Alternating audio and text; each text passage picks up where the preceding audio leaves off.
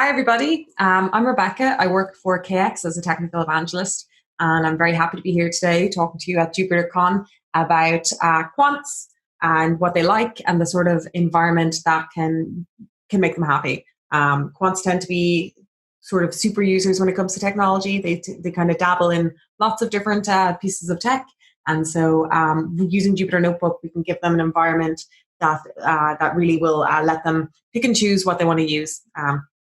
So without further ado, I'll just get going. So for those of you who aren't familiar with KX, KX is a software company. We're global in nature, and we have our kind of primary software is a high performance time series database that is known as either Q or KDB, depending on who you talk to. The roots of the software itself are very strongly in finance. It kind of came about due to the need within the financial industry at the time to meet and to be able to capture, ingest, and action the real time super high volumes of data that were becoming more and more prevalent with this with high frequency trading and the like. So Q or KDB Plus, as I said, people use them interchangeably. If we're being pedantic, KDB Plus is the software or the database part of the software, and Q is the wrapper language around it. It's a Turing complete functional language with an SQL-like syntax that lets you easily query the data that's in the database. We are the world's fastest time series database, and you don't have to take my word for it because I'm understandably biased. We do participate in external benchmarks and specifically the STAC benchmarks. So they're the Securities Technology Analysis Center, and they kind of came together as a group due to the needs of, actually again in the financial industry space, for all these big financial institutions who needed to understand which softwares were going to be fit for purpose, and really that means that you kind of have to have sort of bake-offs. So these benchmarks are effectively a formalized sort of that. So we participate in the in-memory compute and the massive data at rest benchmarks, in which we are the leaders. So for those of you who are thinking about the big data landscape and are familiar with all of these Vs, if it helps you to kind of contextualize the software, we're in the high volume, high velocity space. So if you've got lots of data coming at you very, very quickly, then that's where you're going to get the most use and value out of our technology. As to me and why I am in any way qualified to talk to you about Quant Sandbox environments, well, I'm an evangelist with KX. Unfortunately, the jacket is not included. It's fabulous. I wish I had it. But so even before I was an evangelist, I actually worked myself as a developer and a solutions architect for quite a number of years, all kind of working in these highly quantitative financial spaces. And now I'm in New York City, which is fantastic, a great place to be, and very, very happy to be spending my time going around talking to our customers effectively. This is what I do kind of as my day-to-day now, is I talk with our customers who are using our software. I try to understand, how they're getting on, what answer any questions they might have, give general advice on best practice, architecture, all of those things. But it does mean that I have quite a nice view into these kind of environments, kind of across the board in different organizations, which is actually quite nice.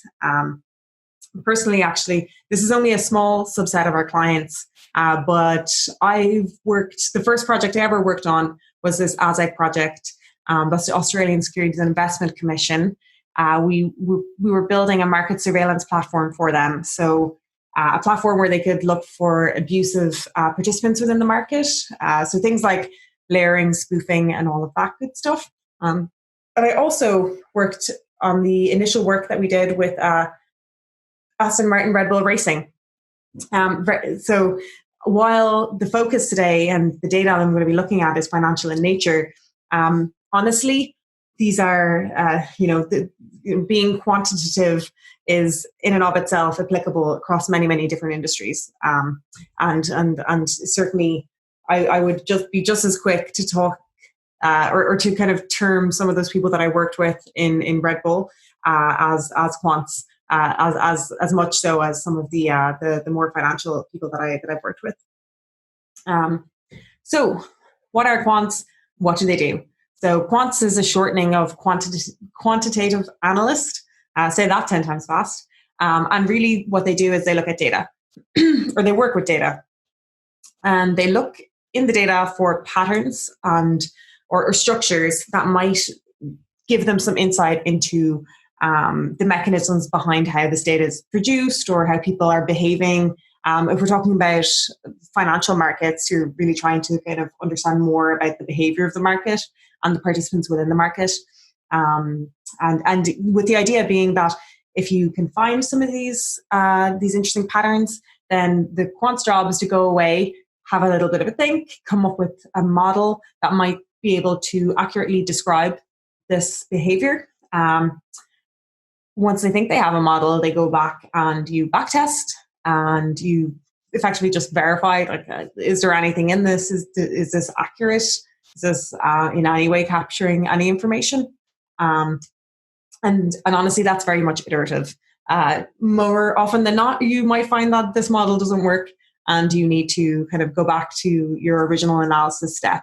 So it's a lot of iteration, and really, it's a lot of iteration, kind of that fundamental cycle of analysis, hypothesis, testing.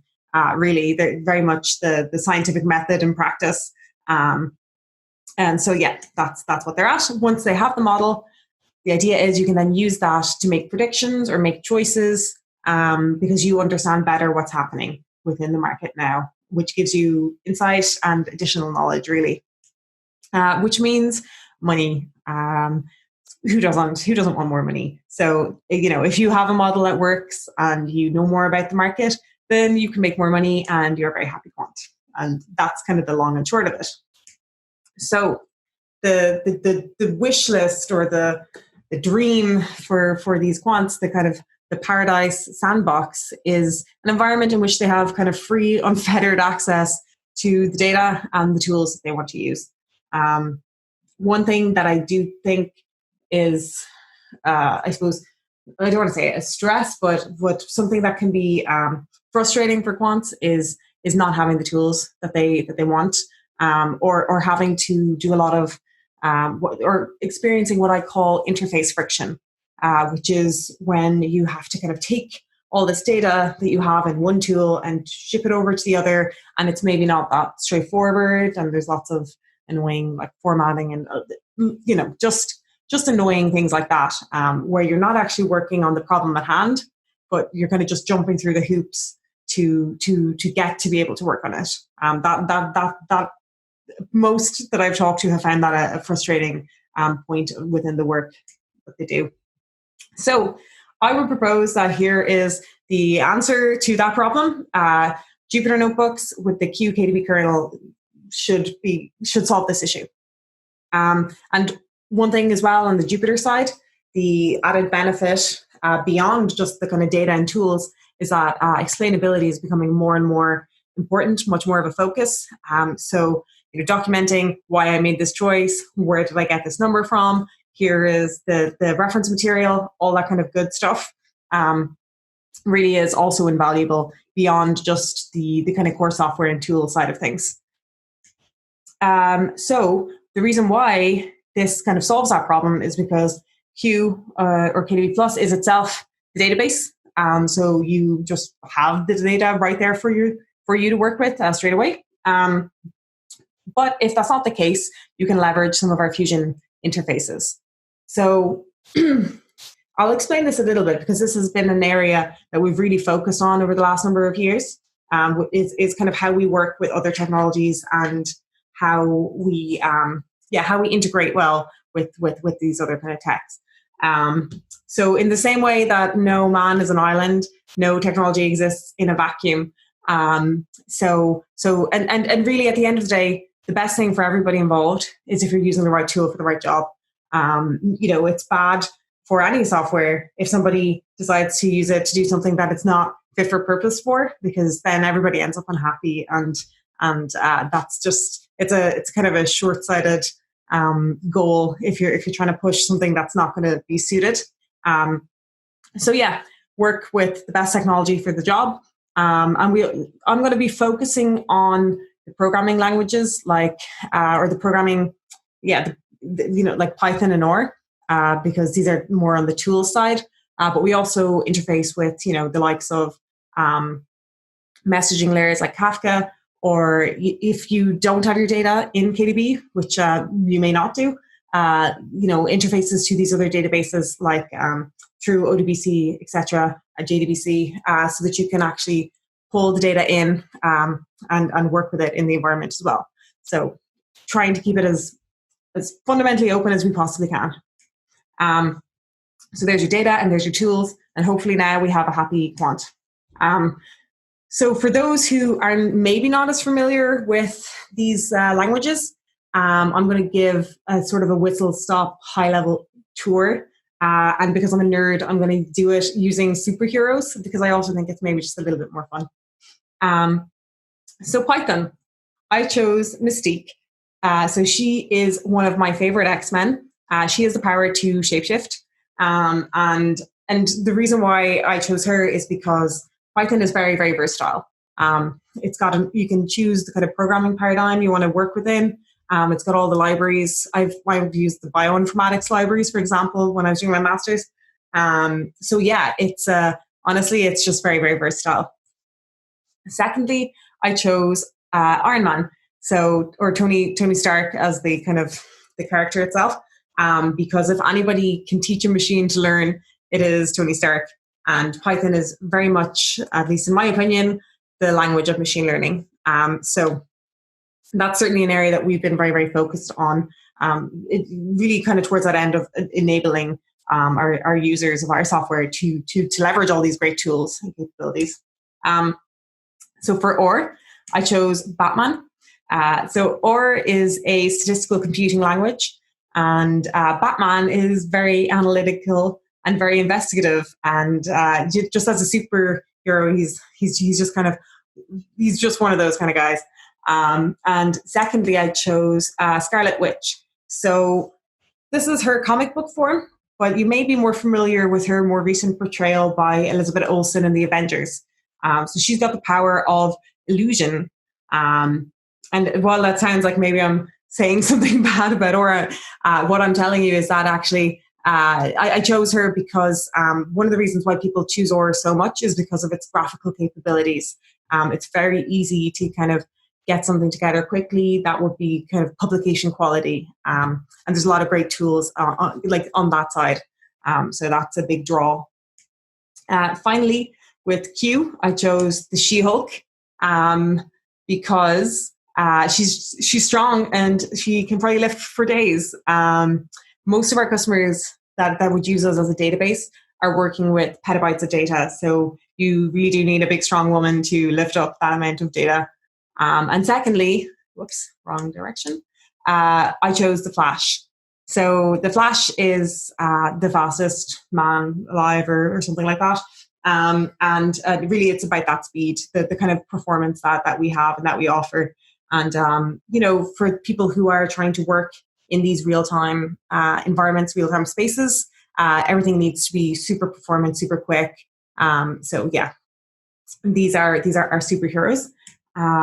So never mind the Justice League and, go away Avengers. We have the Jupyter universe here, and we're going to have some very happy, superpowered quants that are going to be able to unlock all of the information in that data and get some good models going.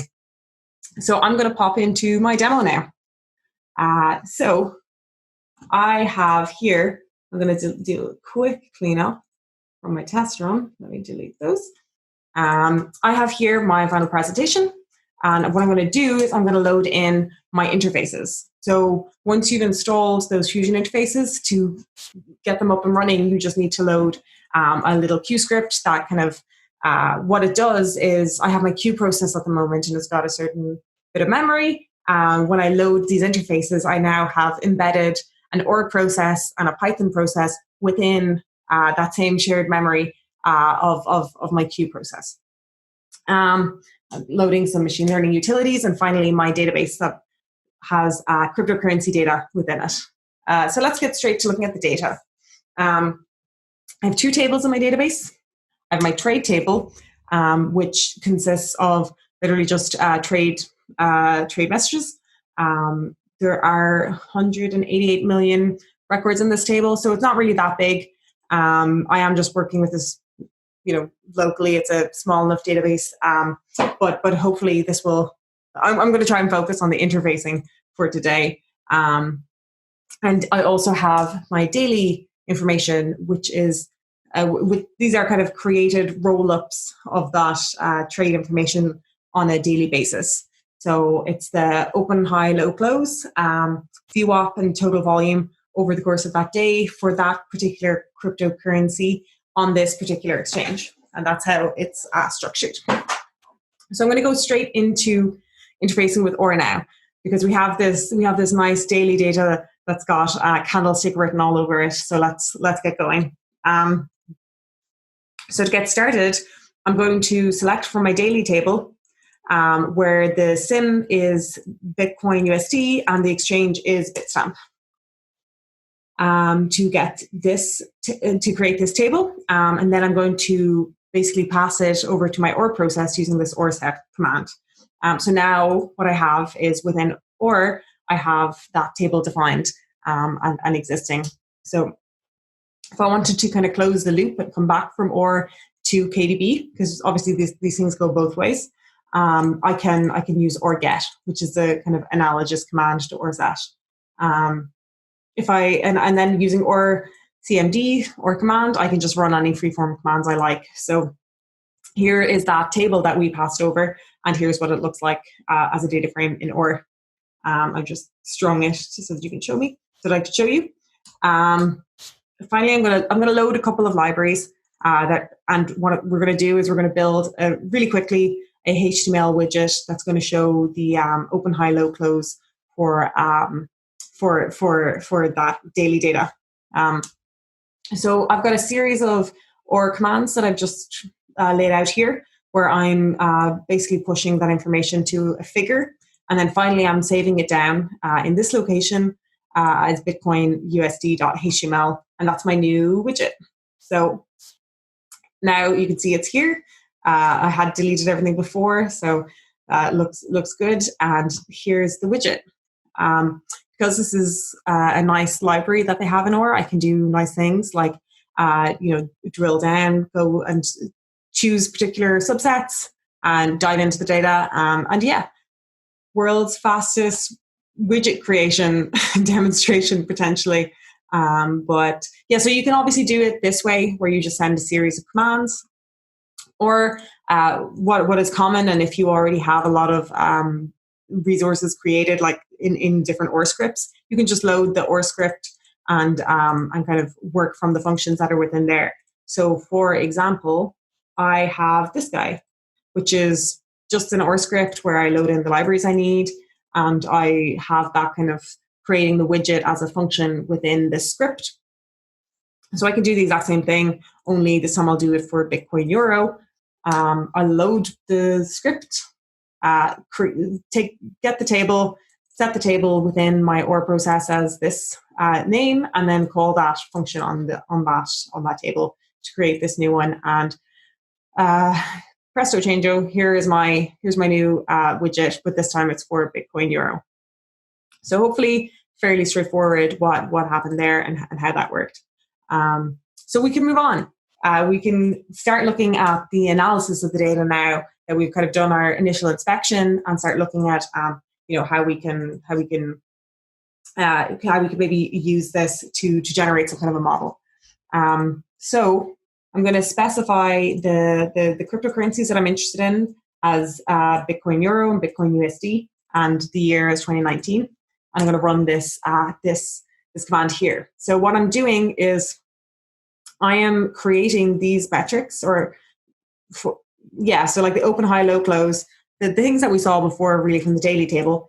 But rather than doing them on a daily basis, I am going to do them in 10-minute intervals across the entirety of my data, So broken down by these 10-minute intervals and by that cryptocurrency in question as well for these particular filters. So you can see that I have, two records at midnight, one for Bitcoin Euro, one for Bitcoin USD, and then my next record is coming in at 10 past midnight, and so on and so forth. And that's kind of the data set we're going to work with.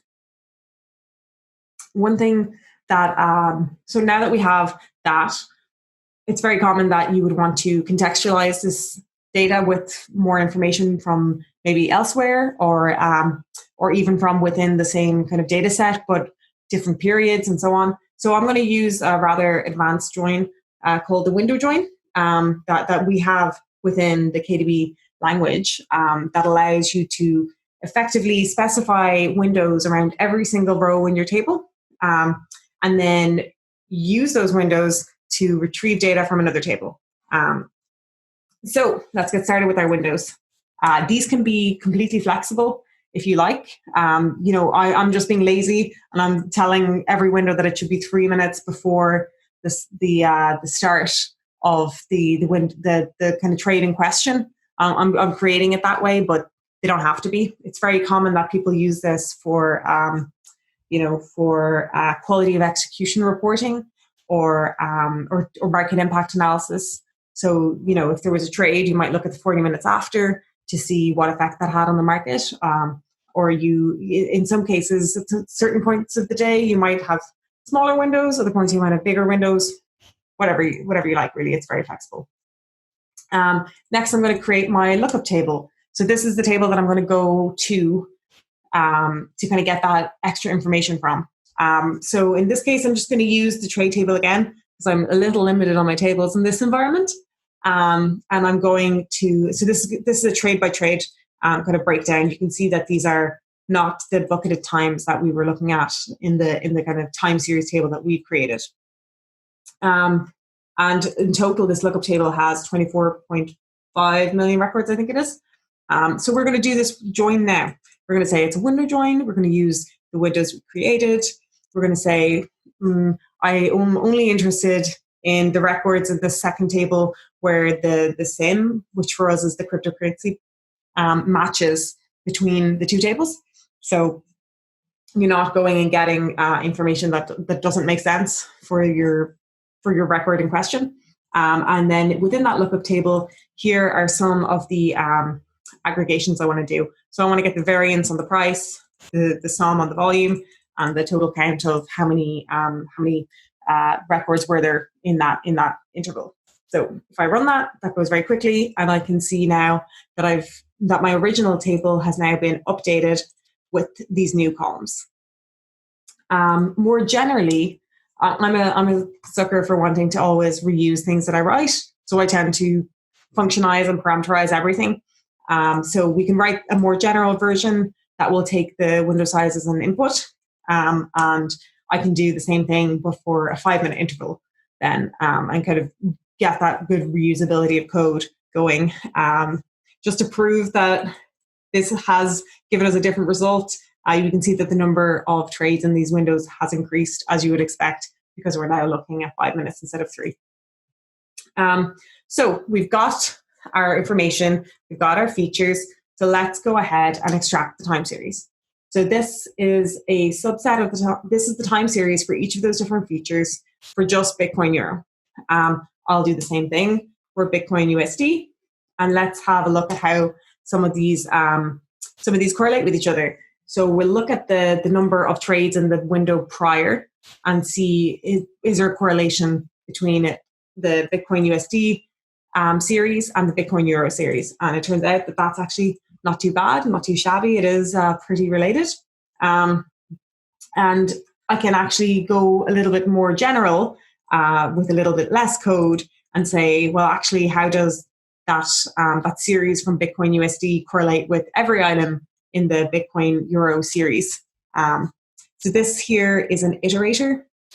One thing about KDB is that we don't really do, we don't have the same kind of for syntax as other languages. We use these iterators, which kind of modify the behavior of a function to operate in a loopy fashion. So that's what's happening here. We're saying, oh, this operation that I wanted to do of correlating Bitcoin USD. Sorry, excuse me. Correlating Bitcoin USD with something, I would like to apply that to every item to the right in my Bitcoin Euro series. And then with less code again, I can kind of actually do that in both directions and get myself a correlation matrix. So we can quickly jump to Python to visualize this. So if we look at Python, what I've done here is I've used this, well, here I'm just making this a table because it was a matrix. But here I'm using .p.import to pull libraries from Python into my queue process so I can apply them directly to my KDB data, which is pretty neat. And yeah, so you can kind of do this. So I've imported Seaborn, and then what I want to use from Seaborn is a heat map, and I'm going to apply it to this table and so on and so forth. But so yeah, we can see that there is some kind of, the price series trends are very, very highly related. The others, not so much, and some interesting things volume-wise, I suppose, and the just again those kind of number of trades, but nothing too amazing. So let's see if we can use some of these features to predict whether the price increased, let's say, in each of these intervals. So I'm going to create a feature called Pred, which is going to tell me, was the close price higher than the open price? Because if so, then if I could predict when the price was going to go up, then I definitely would make a lot of money. And I'm going to try to use something called, I'm going to try and capture the momentum that's within the market as a feature. So all of these features that I have at the moment are relative to the actual time itself, which is already a problem because that's information leakage. I can't use things that I don't know to try and predict something. So I'm going to look at the ratio of the VWAP with the previous VWAP. So again, on a per sim basis, and then use that value, so this one here, for the next subsequent window. Because if I can't use this one here because I don't know what my VWAP will be by the end of my bucket, at the start of my bucket. So this is what I've done. I can take that transformation and apply it more generally to all of my columns. And then take that feature table and set it as a table in Python using this p.set. It's very common that so here I have a big chunk of Python code because I'm doing a big set of things in Python. So I'm going to use this magic command to basically specify that this is a Python cell block. Therefore, everything in this is Python, which is kind of neat because I can go get my logistic regression model, see if I'm about to be a billionaire. Only no, I am not. This is more of a what is it? The monkeys at the typewriter situation right now. So unfortunately, I won't be making the big bucks. But if I had done a little bit more of an analysis, and if I'd run this cell below before, I would have seen that actually these are not terribly separable. So there's a good chance that these are not going to be very good for. They're not really going to help me predict things. But I include this as an example of how you can kind of within a cell also kind of merge the kind of Python and Q. So these are Python commands, and I'm just letting the Jupyter notebook know that by prefacing it with the p prompt. So yeah, hopefully this made it a little bit clearer what I meant when I talked about these polyglot environments and how you can kind of smoothly and seamlessly move between them all. If you are interested in trying it out for yourself, you can get it for non-commercial use on Anaconda. That'll get you the Jupyter Q and the embed.py and the KDB, and then the OR you would pick up from our GitHub. If anybody has any questions, feel free to just send me an email about it if you get stuck or anything like that. And yeah, hopefully you'll try it. If you were intrigued by anything on the side of the KDB technology or Q as a programming language, and you want to know more, we do run free one-day workshops. At the moment, those are all fully remote, and we run them in every region. So yeah, check out our website. The link is there. And it's been an absolute pleasure to talk to you today. Please do reach out if you have any questions about anything I said, or if you want to just talk to me on LinkedIn and tell me that you think you know better superheroes for some of those programming languages. I would love to hear it. Always happy to have a healthy debate. So thank you for your time. I hope you find it interesting and worthwhile. And thank you very much, JupyterCon, for having me speak today. Okay. Have a great rest of your day.